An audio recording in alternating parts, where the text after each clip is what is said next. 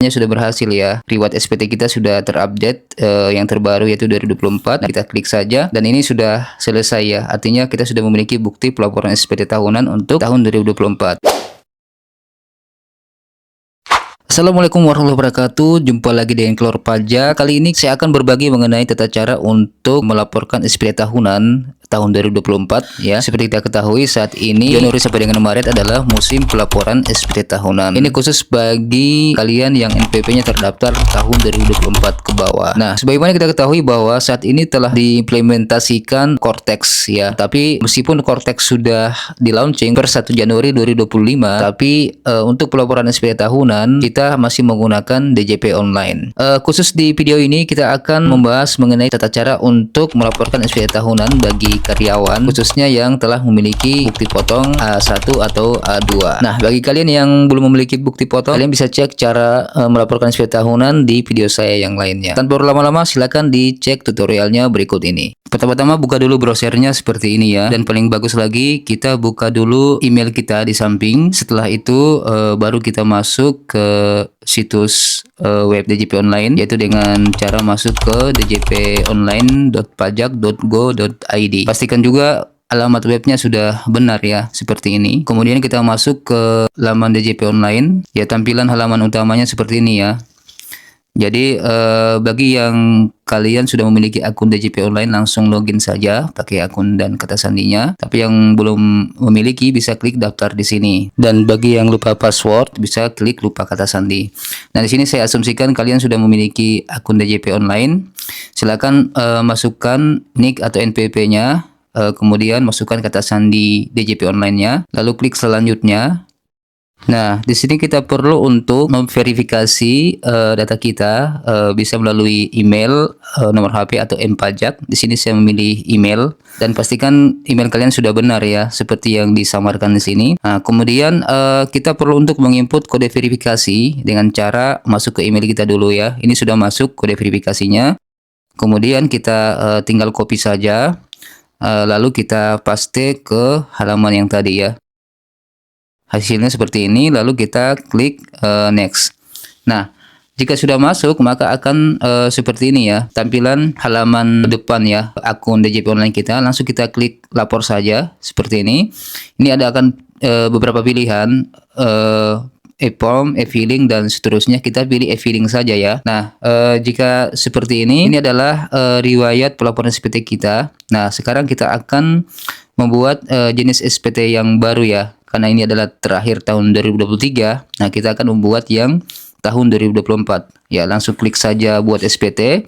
Kemudian akan ada beberapa pertanyaan ya, langsung dijawab saja. Di sini contohnya adalah sebagai karyawan PNS. Jadi apakah melakukan pekerjaan bebas? Kalau tidak melakukan, langsung klik tidak saja. Nah, kemudian nanti ada juga pilihan dan pertanyaan, apakah melakukan kewajiban pajak terpisah. Ini khususnya bagi wanita ya, atau wanita kawin. Ini saya jawab tidak. Kemudian apakah penghasilan bruto setahun kurang dari 60 juta? Saya jawab juga tidak ya.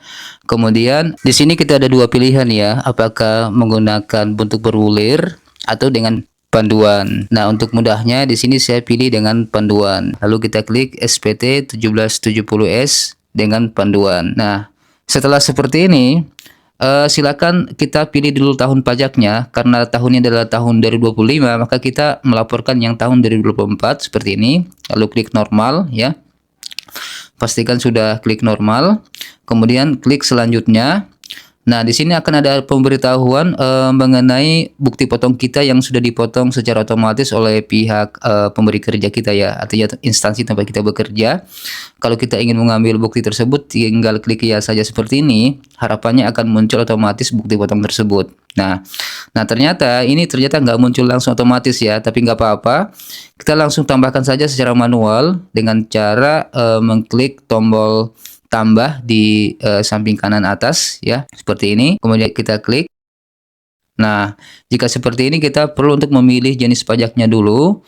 Kalian bisa pilih antara PPh pasal 21 atau DTP ya kalau untuk PNS. Karena PNS itu pajaknya ditanggung oleh pemerintah, maka kita pilih DTP Ya, adapun kalian yang pegawai swasta, langsung dipilih saja PPh pasal 21. Nah, kemudian kita isikan nomor NPWP instansi kita ya. Itu ada tertera di bukti potong ya, seperti ini. Kemudian pastikan juga instansi kita sudah benar ya namanya yang muncul. Kemudian silakan inputkan nomor bukti potongnya. Contohnya seperti ini ya. Sesuaikan saja dengan di bukti potong kita. Ya. Kemudian kita isi tanggalnya sesuai yang tertera di bukti potong. Biasanya itu tanggal 31 Desember 2024 ya. Nah, setelah itu kita input jumlah PPh yang terutang ya. Jadi pastikan PPh yang dipotong itu sudah benar terinput ya, karena ini akan mempengaruhi status NPWP kita nihil kah atau kurang bayar. Jadi yang diisi adalah di kolom ini ya. Pastikan sudah benar. Lalu klik simpan. Nah, jika sudah terisi seperti ini, kita tinggal next saja ya. Kita scroll ke bawah sedikit, lalu kita klik selanjutnya. Di sini kita perlu untuk mengisikan penghasilan neto kita ya, yang di dalam negeri, artinya penghasilan neto yang tertera di bukti potong kita juga ya. Ya, contohnya seperti ini. Pastikan inputannya benar ya, sesuai dengan yang tertera di bukti potong kita. Lalu klik selanjutnya. Nah, ini kalau ada penghasilan lainnya silakan diisi ya. Misalkan kalian punya penghasilan selain PNS ya, atau selain tempat kita bekerja, bisa diisikan di sini. Kalau tidak ada, silakan klik selanjutnya. Kemudian penghasilan dari luar negeri juga, kalau nggak ada kita next saja. Demikian pula dengan ini yang tidak termasuk objek pajak, kalau nggak ada langsung next saja. Nah, adapun yang final kita sesuai kebutuhan ya. Kalau misalkan kita punya bukti potong final, silakan diisi. Kalau tidak ada, langsung klik tidak saja, lalu klik selanjutnya. Untuk kasus SPT ini ada bukti potongnya ya. Jadi ada beberapa bukti potong, kita klik ya saja. Nah, ini ada yang sudah muncul secara otomatis.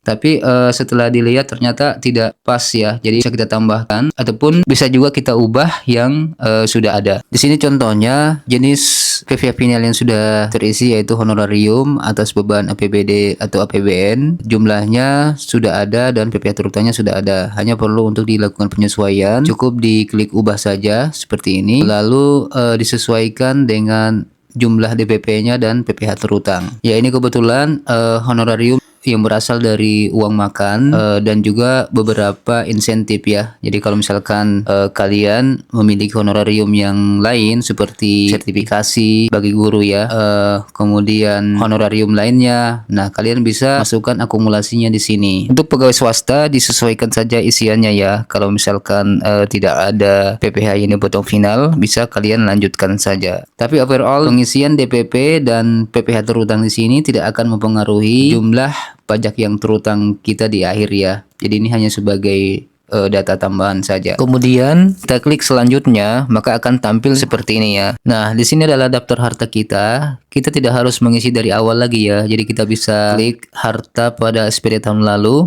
Nah, ini akan tampil. Lalu kita tinggal sesuaikan saja apakah mau ditambahkan atau dihapus harta yang sudah tidak digunakan lagi atau sudah dijual misalnya. Di sini contohnya saya akan tambahkan satu harta lagi ya, yang tahun perolehannya tahun 2024. Jenis hartanya adalah handphone. Jadi di sini saya pilih kode harta alat elektronik. Lalu diisikan nama hartanya HP smartphone. Kemudian tahun perolehannya 2024. Dan harga perolehan, nah contoh kasus ini adalah hibah, jadi diisikan dengan harga pasaran HP tersebut. Nah kemudian di bagian keterangan kita tinggal isikan saja sesuai dengan merek HP-nya dan juga keterangan hibah. Seperti itu ya. Adapun kalau jual beli diisikan saja keterangan mereknya. Lalu klik simpan. Nah, kalau semua harta yang perlu diisi sudah diisikan, silakan di scroll ke bawah, lalu kita klik selanjutnya. Nah, ini untuk kolom utang, kita tinggal sesuaikan saja ya, apakah memiliki utang atau tidak. Utang yang dimaksud di sini adalah utang yang resmi dari bank misalkan ya, atau dari koperasi dan lain-lain. Kalau misalkan ada utang, silakan klik tambah, lalu input kode hutang, nama pemberi pinjaman, dan tahun hutangnya, dan seterusnya ya. Lalu klik simpan. Tapi kalau kondisinya tidak ada hutang, silakan diklik selanjutnya. Nah, untuk data tanggungan kita isikan sesuai dengan tanggungan anggota keluarga kita ya. Kita juga bisa memilih tanggungan pada SPT tahun yang lalu.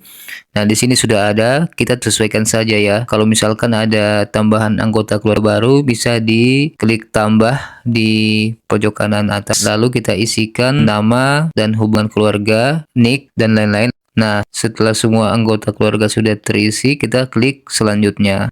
Nah, ini untuk pembayaran zakat, dicek saja apakah ada pembayaran atau tidak. Pembayaran zakat di sini yang dimaksud adalah pembayaran zakat yang resmi Badan Amil Zakat atau badan lainnya yang ditunjuk oleh pemerintah. Jadi kalau tidak ada, diklik tidak saja lalu klik selanjutnya. Nah, adapun untuk status kewajiban perpajakan suami istri, lalu status kawin atau tidak kawin. Nah, di sini saya pilih kawin. Kemudian statusnya sebagai kepala keluarga, PTKP-nya kita isikan saja ya. Misalkan kalau kawin 3 anak, kita isikan K3. Ya, jadi ini maksimal sampai K3 saja ya. Kita isikan sesuai dengan di bukti potong kalian. Kalau sudah terisi, silakan klik selanjutnya. Ini kita skip saja kalau nggak ada ya PPh pasal 24. Begitupun juga dengan PPh pasal 25. Kalau tidak ada, diklik selanjutnya saja.